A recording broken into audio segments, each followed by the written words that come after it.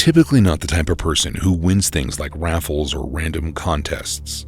And for a while, I thought I was cursed and just had bad luck. Now though, I think it's the opposite. I'm lucky I don't win things, and I don't think I'll try to enter a raffle ever again after what happened to me in 2012. It's important to the story to know that my first name is Mason, but I tended to go by my middle name. Everyone called me James. And in 2012, for the first time in my life, I had won a raffle. It was a big one too.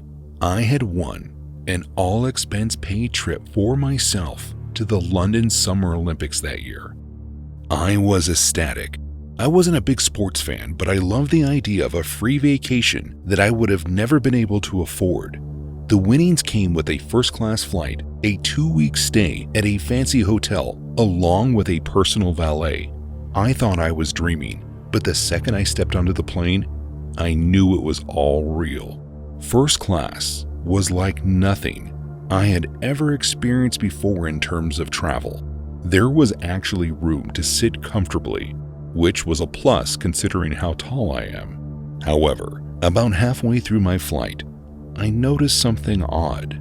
A woman had walked up from the back of the flight and just sat herself down in the aisle seat next to mine. When she saw me staring at her, she just laughed and put her finger to her lips as if she was asking me to keep her secret, like she wasn't supposed to be there. I just laughed and shrugged it off and kept looking out my window. As time went on, the woman actually began talking to me, and we had quite a pleasant conversation. I told her my name was James and what my plans were in London. Overall, she seemed really nice, but I noticed something odd. She kept looking at her phone and typing something, and as I tried not to look, I couldn't help but notice that she had typed my name down. I didn't want to ask her why she did that and come off as a creep who was looking at her phone, so I just let it be and tried to keep to myself for the rest of the flight. Despite that, the woman kept trying to talk to me, but finally we landed, and I figured that this would be the end of a somewhat uncomfortable flight. I was wrong. You see, the woman began following me through the airport while trying to keep up a conversation. Again, I didn't want to be rude, so I just kept making small talk until we made it to the exit of the airport, and I began looking for the person who had been hired to drive me. As I scanned the line, I finally saw an elderly gentleman who had been holding a sign with my first name, Mason, and my last name. As I turned to tell the woman that it was nice to meet her, she cut me off and pointed a bit further down the row of drivers. She pointed at a man who, let's just say, looked less than professional, and he happened to be holding a sign as well. Only his sign read James and then my last name. I immediately knew this was a red flag because the company that had my information called me by my first name, but the only name I had given this random stranger was my middle name, the name I typically like to be called. What was even more strange was her reaction when I informed her that it wasn't my driver. She got visibly upset and began speaking louder. She began to question why I gave her a fake name before storming away. I swear, as she went off on her own, I heard her say something about making her look stupid. I was confused, but ultimately was happy to be in the care of my driver, who I knew would get me safely to my hotel. As I was in the car with him, I explained the situation that he had seen unfold, and that's when he told me that I was that woman's target apparently. He said it's not too uncommon for someone to see a person alone in first class and take advantage of them. It's likely that she thought I would have money and set it up to look like she found my driver, when really she was setting me up to be robbed and possibly even killed. That would explain her reaction when she found out she gave her fake driver the wrong name. I was about 12 years old, and I was going to Florida to visit my aunt and uncle. This would be my second time flying alone without my parents, and as you can expect, I was a bit nervous. But considering how many times we had gone over what I was supposed to do when I landed, it really shouldn't have been something that I messed up. The plan was for me to get off my flight, to call my uncle immediately, and to stay on the phone with him while I walked to meet them. It didn't seem too difficult, and by the time it was all over, I would get to spend 2 weeks on the beach, so it was well worth being a little nervous. Well, as I landed in Florida and exited the plane, I followed my parents' instruction and got my phone out to call my uncle. The issue was, the battery was dead. I admit, I began to panic, and something in my head told me that maybe if I walked through the airport, I might find someone to help me, or maybe even find my aunt and uncle. I know that wasn't our plan, but my gut was telling me that I had to find them. I shouldn't have listened to it, because if I just asked one of the attendants that were at my gate, they probably could have helped me, and I could have avoided this whole mess. It was too late. I had walked off and began looking around for any signs that I was heading toward my family or airport security.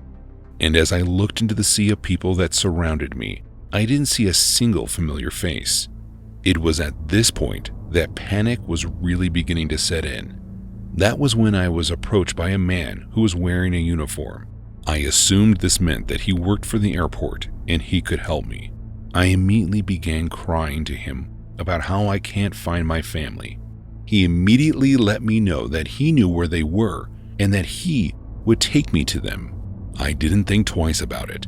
I took the stranger's hand and began walking through the airport. As we made our way closer and closer to the front of the airport and farther from where I got off the plane, I kind of got the feeling that something was off. I looked up and asked the man where we were going, and all he said was, "Just keep walking." I knew right then that I wasn't with someone from the airport. I couldn't hide my fear, and as my face turned red, the man began to grip my hand harder. We continued walking, and I kept turning my head, looking at the crowd of people as they passed us by, but for some reason, I couldn't let out a scream. That was when I felt a hand on my shoulder pulling me backward. That's when I saw the real airport security. They did their best to calmly separate me from the stranger, and after pulling me aside, I was told that my aunt and uncle were worried sick. They had been waiting for my call since they heard the plane had landed. It was lucky that the security officers had been paying attention, because they had apparently been watching the man who I was walking with ever since he entered the airport with a clearly fake flight attendant's uniform. I guess it wasn't so clear to a kid.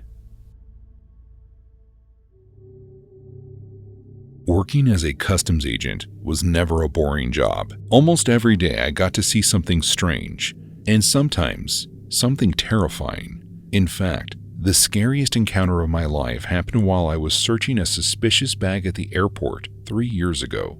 You see, we had gotten a tip from one of the scanners that something seemed off in this man's luggage, so it was our job to inspect it.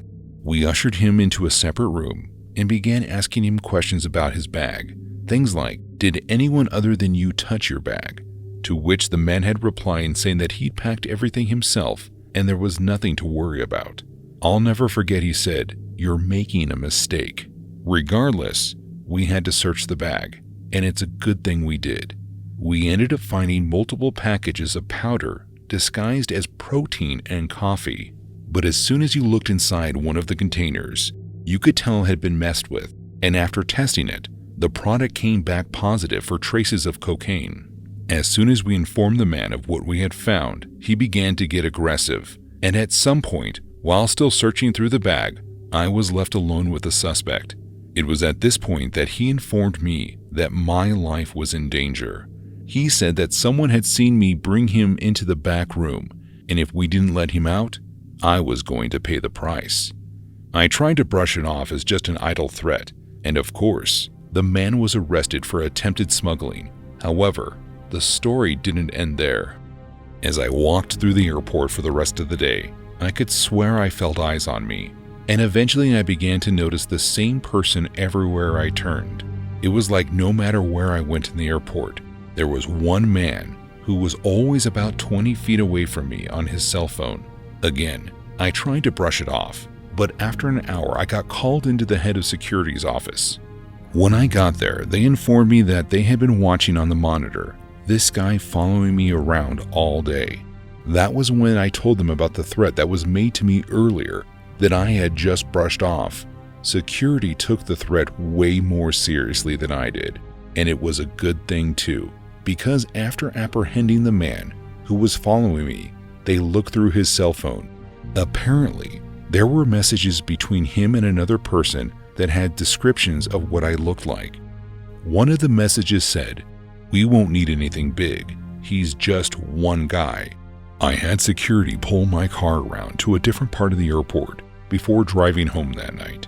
Needless to say, I found a new job shortly after that. But at night, when a slow car passes my house, I still get freaked out. And I don't know if it's something I will get over. I was just doing my job.